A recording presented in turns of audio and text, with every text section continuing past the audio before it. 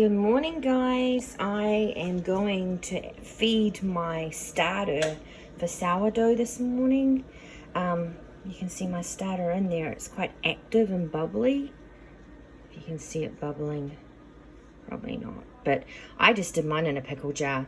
And the reason I put a rubber band on it is because then it shows, because you want it to double in order to make a loaf of bread.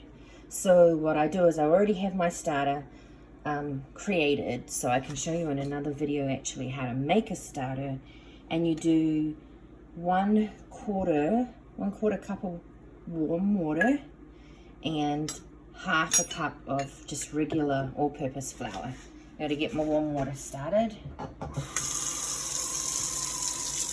And then I'm going to add the warm water. Let me let it get warm, so. Okay. I need a stand for my camera here. Alright, so I'm just going to add the warm water.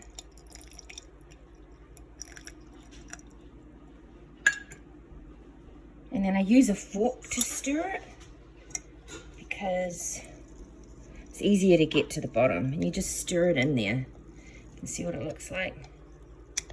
Just kind of like floury water. Just gonna stir it in there.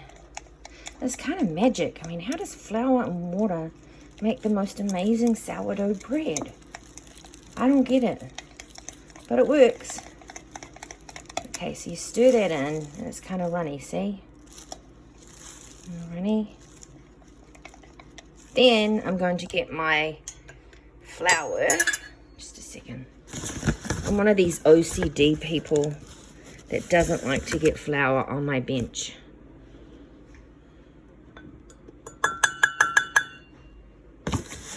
And I always end up with too much. I have to tip some back.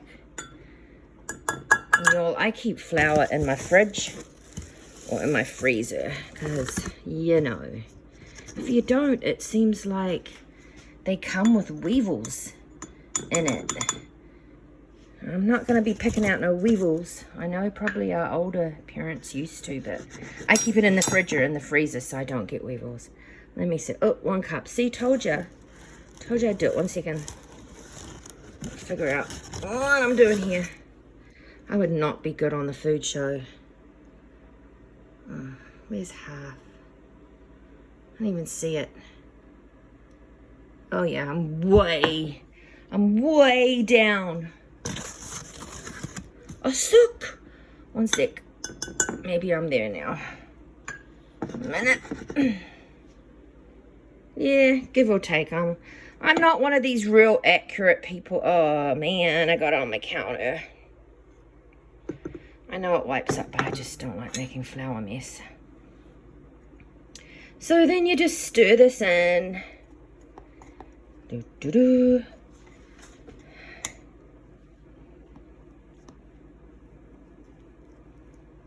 It's going to be kind of funky, lumpy looking. I'm left-handed, y'all. Just trying to do it with my right hand. I'm trying to be fancy. Ain't no fancy about it. Just stir that shit in.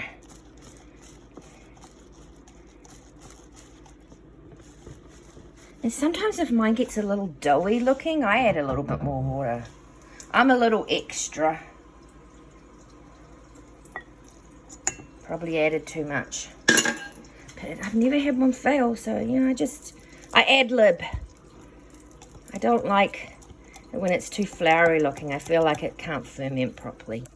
Sorry, my filming is not the greatest. But anyway, so I'm stirring it in. Can you see down in there? It's it's a little lumpy. I'm just trying to get the lumps out a little. Basically, I'm just getting all the flour mixed in with the water. I'm not really caring about the lumps too much. Just kind of chopping it in there. Because this thing lives in the fridge. If you feed it, that's when you want to create a loaf or whatever you're going to make. Because you take out 1/4 cup once it rises up. So now that I've fed it quite well, you sit the lid on. You don't screw the lid on. and you put it in like a nice spot in a warm area location. See, put mine right here in the window. And it's kind of hard to see because I do have some older flour on the jar, but this jar lives in the fridge. I could have done a pretty mason jar, but you know, who cares?